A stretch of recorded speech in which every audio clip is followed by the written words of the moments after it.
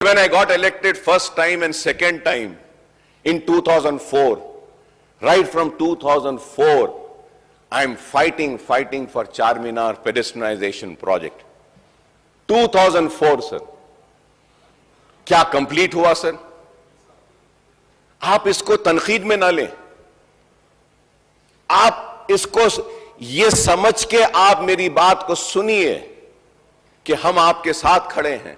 हमको भी आवाम के सामने जाना है, आपको भी आवाम के पास जाना है। हम आवाम को क्या कहेंगे, क्या बताएंगे, कितने साल लगेंगे चारमीनार पेडेस्ट्रियनाइजेशन प्रोजेक्ट कंप्लीट होने के लिए? 10 साल पहले मेरी कॉन्स्टिट्यूएंसी में एक स्टेडियम को मंजूर किया गया, 10 साल हो चुके हैं, आज तक भी वो कंप्लीट नहीं हुआ। क्या इस तेजी से हो रहा है? आज ये काम की जो हम निशानदेही कर रहे हैं, मैं स्पीकर साहब, मैं आपके जरिए म्युनिसिपल एडमिनिस्ट्रेशन मिनिस्टर साहब की तवज्जो लाना चाहता हूं इस बात पे। क्या 5 साल से ज्यादा अरसा नहीं हुआ कि लाल बाजार को डेवलप करेंगे बोले थे, एमएलएस की टीम गई थी, क्या डेवलप हुआ? Sir, when I got elected first time and second time in 2004, right from 2004, I am fighting for Charminar pedestrianization project. 2004 sir, क्या कंप्लीट हुआ सर? आप इसको तनकीद में ना लें, आप इसको ये समझ के आप मेरी बात को सुनिए कि हम आपके साथ खड़े हैं।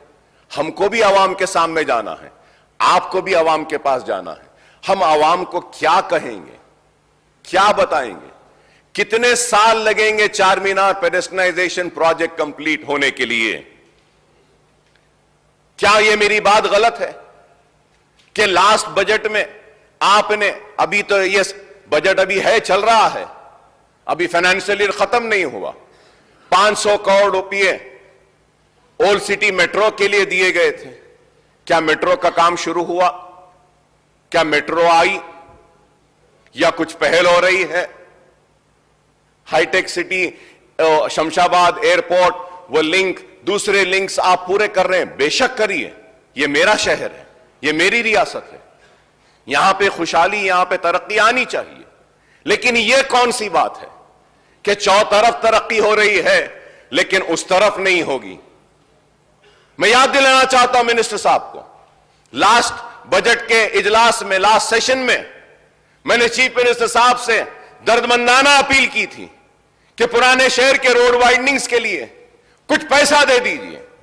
मुझे माफ करें ऑनरेबल स्पीकर साहब, केटीआर साहब, आप मुझे माफ करें, लेकिन सीएम साहब ऐलान कर रहे थे कि हां कुछ 1000 करोड़ रुपया दे देंगे पुराने शहर के लिए। आपने जाकर कहा कि नहीं, हम कर देते हैं पूरा। सीएम साहब ने उठकर कहा कि अकबर साहब, पूरी वाइडनिंग हो जाएगी। सर, 1980 से वाइडनिंग अभी भी पेंडिंग है सर। क्या आप बताइए, अगर मैं यहां खड़े रहकर अगर बात कर रहा हूं तो इस आंख से ना देखें कि एक मुसलमान खड़े होकर बात कर रहा है, नहीं, या मुसलमान के लिए बात कर रहा हूं, नहीं। हां, मैं मुसलमान के लिए बात करता हूं, हां मैं पुराने शहर की बात करता हूं, हां मैं तेलंगाना की बात करता हूं, हां करता हूं मुसलमान की, इसलिए करता हूं कि मैं अवामी नुमाइंदा हूं, जिम्मेदार हूं। मेरा फर्ज है, मेरी जिम्मेदारी है कि जो कमजोर है, जो पसमानदा है, जो पीछे है, उसका हाथ पकड़कर उसको आगे बढ़ाऊं। ताकतवर का हाथ तो सब थामेगा, कमजोर का हाथ कौन थामेगा? अगर हम अवामी नुमाइंदे अगर कमजोरी को दूर नहीं करेंगे तो फिर और कौन करेगा? और आज अगर मैं बात कर रहा हूं मुसलमान को आगे लाने की, तो मुसलमान जब आगे आ जाएगा तो अगर कोई मुसलमान के पीछे अगर कोई हिंदू रहेगा, सिख रहेगा, ईसाई रहेगा, तो अकबरुद्दीन ओवैसी उस हिंदू, सिख, ईसाई का भी हाथ पकड़कर उसको भी सामने लाने की कोशिश करेगा। इसी से तो हमारे मुल्क में खुशहाली आएगी, तरक्की आएगी। एसआरडीपी के प्रोजेक्ट्स हो रहे हैं, कितने प्रोजेक्ट्स हुए हैं साहब ओल्ड सिटी में, बताइए। एसआरडीपी सेकंड फेज हम बोले, क्या सेकंड फेज एसआरडीपी में, क्या जो चंद्रायन गुट्टे के फ्लाईओवर्स का हमने जिक्र किया, क्या वो लिया गया? मिनिस्टर साहब ने वादा किया था, बजट में ले लीजिए। बजट नहीं साहब, मैं जरा बोलता हूं साहब, इसमें खत्म करता हूं। सर, मिनिस्टर साहब ने वादा किया था। सर, ऑनरेबल स्पीकर साहब, मैं आपसे बड़े ही अदब के साथ, बड़े ही एहतराम के साथ, इस कुर्सी की इज्जत करते हुए मौजरत ख्वाही के साथ कहना चाहता हूं, स्पीकर साहब, 1 साल हो गया, मिनिस्टर साहब ने कहा था कि मीटिंग बुलाएंगे। बहादुरपुरे में ITI का था, कई इश्यूज थे। 1 साल में क्या मीटिंग बुलाए सर?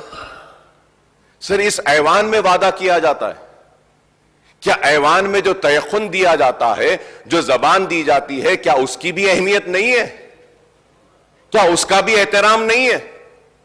आप बताइए स्पीकर साहब, आप बोलिए, आपकी मौजूदगी में कहा गया कि जरूर मीटिंग बुलाएंगे। क्या आज तक मीटिंग हुई? हमने जूनियर कॉलेज के लिए कहा था, बहादुरपुरे में ITI के लिए कहा था, इंक्यूबेटर्स के लिए कहा था, स्टार्टअप्स के लिए कहा था कि वो जो SC STs को जो आप दे रहे हैं वो मुसलमानों को दीजिए। On par with SC STs का वादा किया गया। On par with SC STs क्या हुआ? क्या रिव्यू हुआ? मैं जानता हूं चीफ मिनिस्टर साहब मसरूफ रहते हैं, मैं जानता हूं KTR साहब भी मसरूफ है, मैं जानता हूं कि सारे मिनिस्टर्स मसरूफ हैं। उनसे दरखास्त करूंगा सबसे, आप लोग मसरूफ हैं, हमको एक आदमी बता दीजिए जिसके पास हम जाके मिल सकते हैं। हम मिल लेंगे, खड़े रह जाएंगे, आपके चपरासी से भी मिलना बोले तो मिल लेंगे। तेलंगाना के लिए, पुराने शहर के लिए, हमारी आवाम के लिए हम खड़े रह जाएंगे, मगर मिलिए तो सही, कोई वादा तो पूरा कीजिए। सर, नए स्पीकर साहब बोलने दीजिए मुझे। सर, मैं बजट पे बोलेंगे साहब, इस पे भी बोलना है, बजट पे भी बोलेंगे। बजट में आने का इश्यू है ना, हर वक्त यही बोले साहब, सेशन बढ़ा देंगे, विंटर सेशन आ जाएगा, 15 दिन कर देंगे। कितने हुए साहब? 2014 से लेकर, अगर हम देखेंगे, फिगर्स है साहब मेरे पास, फिगर्स है, 126 दिन हुए थे। अब ये 5 साल, 4.5 साल में सिर्फ 64 डेज ही बैठे हम। टीवी के डिबेट्स में ज्यादा बैठते हैं, असेंबली में कम बैठते हैं लोग। अहमियत आज टीवी की हो गई, इस हाउस की नहीं रही। बोलने दीजिए साहब। पहले अब आप लोग तय कर दिए 12 को खत्म, 25 साल होने आ रहे हैं साहब, कभी बजट सेशन इतना जल्दी तेजी के साथ खत्म होता हुआ नहीं देखे। लेटर भेजा मैं BSc में, इस वास्ते नहीं आए हैं। जियो, आपके चीफ मिनिस्टर साहब भी नहीं आए, लीडर ऑफ द हाउस भी नहीं आए, नहीं आए तो फिर हम नहीं आए तो क्या? हां, तो क्या? देखिए, मैं तसादुम करना नहीं चाहता, तो बोलना नहीं है। या तो आइए माइक पे आके बोलिए, बोलने दीजिए हमको। Please conclude. वही तो बोल रहा हूं मैं। तो आप माइक नहीं लेते हैं, आप वैसे ही बोलते हैं। आप माइक लेकर बोलिए ना। अकबर साहब, बोलिए आप। సభ అన్నప్పుడు కొన్ని మర్యాదలు, కొన్ని పద్ధతులు ఉంటాయి సార్. ఇప్పుడు వాళ్ళ సభ్యులు ఉన్నది మొత్తం 7, మాకున్నది 105 మంది.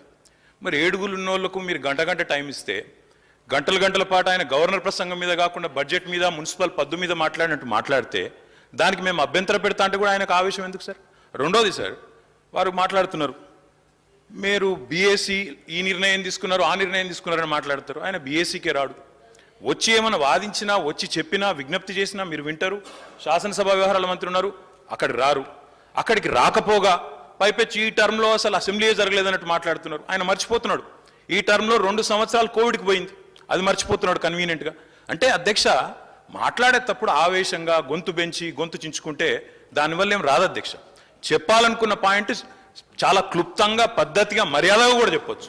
గొంతులు చించుకున్నంత మాత్రాన చాలా గొప్ప వాళ్ళం అని ఆయన అనుకుంటే నేను చేయగలిగేది ఏం లేదు. కానీ ఒకటి మాత్రం వాస్తవం, the speech that you are making today is in response to the governor's address. I think you've been given ample opportunity for the number of legislators you have. You've been given ample opportunity.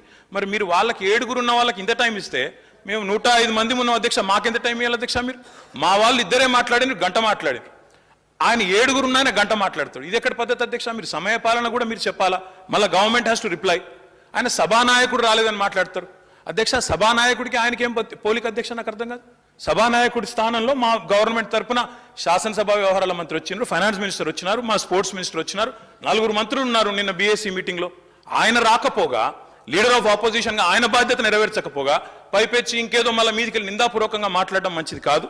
मैं अकबर साहब से भी request करता हूं, आप आज governor speech पे आपकी सजेशन, आपके इनपुट, आपके जो भी कमेंट्स है आप दे रहे हो, उस बात पे गवर्नमेंट जरूर रिप्लाई करेगी. But to make sweeping remarks saying the government is not functioning, ministers are not available, ఇది మంచిది కాదు అధ్యక్ష, మంచి ధోరణి కాదు.